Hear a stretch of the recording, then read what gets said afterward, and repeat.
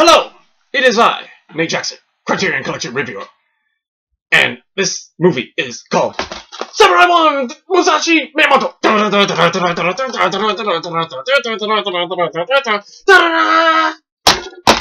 Yes, oh, what an action-packed thrill we have for you today. Oh boy, Samurai 1 Musashi Miyamoto, the beginning of the Musashi Miyamoto story.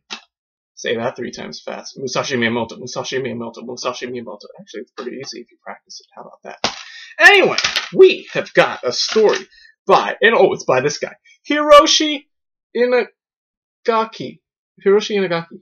Say that 3 times fast. Hiroshi Inagaki, Hiroshi Inagaki, Hiroshi Inagaki. Oh, yeah, it's a little harder. But Musashi Miyamoto, Musashi Miyamoto. Anyway. So, we got, this is the story of a samurai named Musashi Miyamoto. Originally, his real name is I have to remember this. I just saw you just watched this movie and you forget their names already. Tsuzuko. So these two guys, Tsuzuko and what's the other guy's name? Matahashi. Yeah. So they're in the Civil War in Japan. There's a Civil War and they're on the losing side, and so they're like, and they run away and they're like fugitives, or at least. Takizo.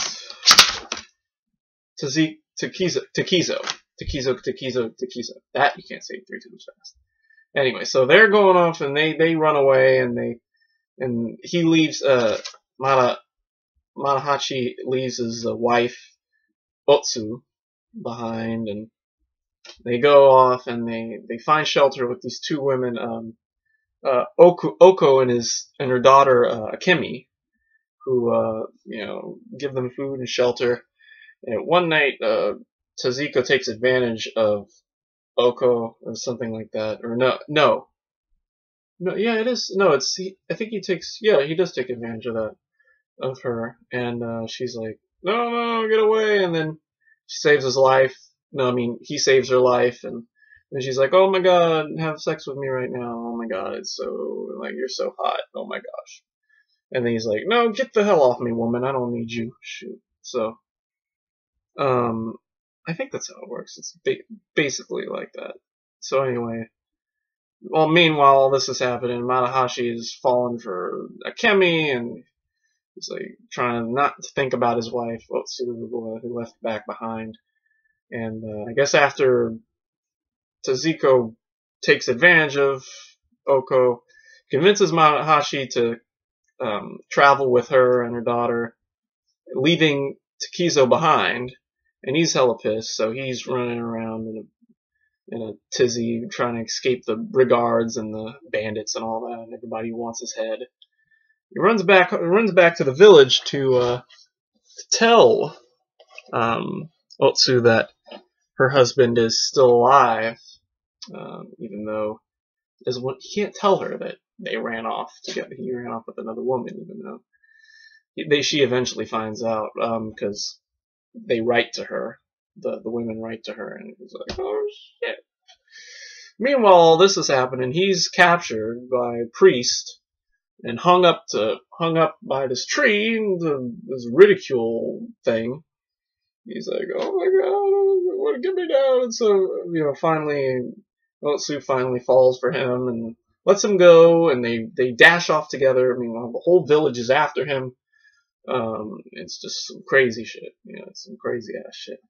But it's exciting. But it's actually not that exciting. It's exciting in the dialogue. I mean, this is really a pretty dialogue-driven movie. There's not a lot of action. There's a little bit of action.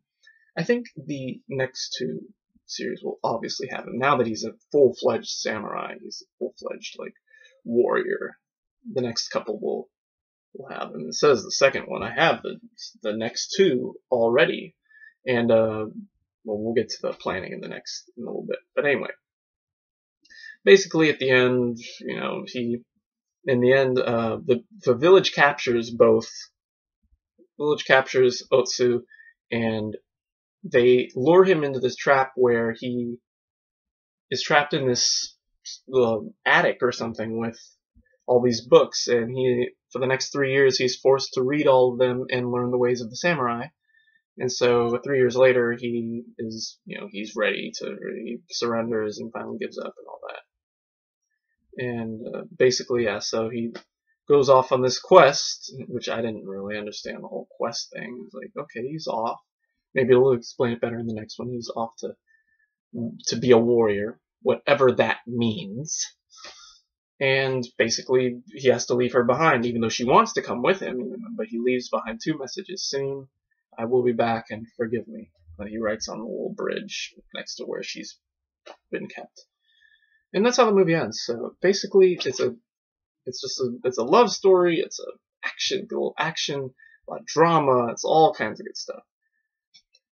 As far as direction goes, as far as Hiroshi Inagaki's direction, not much to say about him. I mean, I feel like it's pretty straightforward. I feel like he was, as far as direction goes, I feel like he didn't really put a lot of himself in. He was trying to, just get a story out there. He was focused more on the story and the dialogue and everything, and not like camera work. Not a lot in this one. It's just basically just what you see. It's just what the basics, what needed to be seen, and not necessarily how it was seen, if you know what I mean. So that's basically all I got to say about this one. I wanted to keep it short anyway because the next 2 beckon. And what can we say? Rating B+. Give it a B+. B+, because it was just a little. Certain scenes were just a little long, but at the same time, it was still a really good movie. It was full of deceit and intrigue, and just it kept you in the moment. And so B+. It was not an A. I mean, it could have used just a little more, maybe a little more action. I mean, that's what was missing. The action scenes were a little lacking for some reason. Maybe it's the lighting. I'm not quite sure what was going on there. But anyway, yes, B+. And that's all I got to say because there are no bonus features apart from the original theatrical trailer, which, by the way, I wanted to talk to you about. Go back. There's something I noticed about these early Criterion editions. The translation for the trailer is different from the movie, which is interesting. Like certain scenes, like when Oko begs for Takizo's love, like her dialogue in the movie is, she says, "Take me, I love you, take me." But in the trailer, it's "marry me." I don't know if that's maybe an overdubbing because "take me" was too sexual, and for the trailer it had to be a little cleaned up. I'm not sure. I couldn't tell from the listening to it. But at the same time, I've noticed that also with Seven Samurai and other movies like that, and I just can't help but wonder, like, if there's wonder why that is. Why is the translation different? Some of this might be also the fact that this is the version before the Samurai trilogy came out, which is a recent, I think, somewhat recent reissue of the 3 Samurai movies, in like a pack, which I couldn't get from the library. I just got them all separately. So, and I think they have new interviews with, I think, some of the filmmakers. So, yeah, I don't have those. Maybe if I get them later, I'll do a supplements video, and I'll just review those. It'll be really quick. I'll just review those interviews really quick, or maybe I'll find them on YouTube. We'll see what happens after this. But anyway, that's all I got for you. The trailer is, it's an interesting. Pretty much funny. The trailer tells you pretty much the whole story, so you could probably just watch the trailer for this one and then move on to Samurai 2, Duel at some temple. Not too lazy to get up and get the other ones. But anyway, so that's all I got for you. B+. Go see it. It's good. And then, so basically, I've got the other 2. So we've got Samurai 1 today. Check back tomorrow for Samurai 2. And then Sunday, the 15th, we'll do Samurai 3. And we'll just knock out that trilogy. We'll knock out three Criterion movies in a row. And then sometime next week, probably maybe Monday or probably Tuesday, we'll do Salo, or the 100 Years of Waiting, or I think it's called Salo. We'll just call it Salo, whichever number it is. And that's number. I can never tell.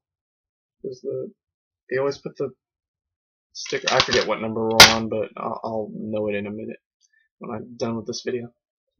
But yeah, that's all I got for you. Samurai 1, Musashi Miyamoto is good. And hopefully I can say the same for the next 2. So until tomorrow, we'll see you tomorrow for Samurai 2 Duel at some temple. Hiago, I think it's Hiago. I don't know the name. We'll see you tomorrow for the Samurai 2. See ya.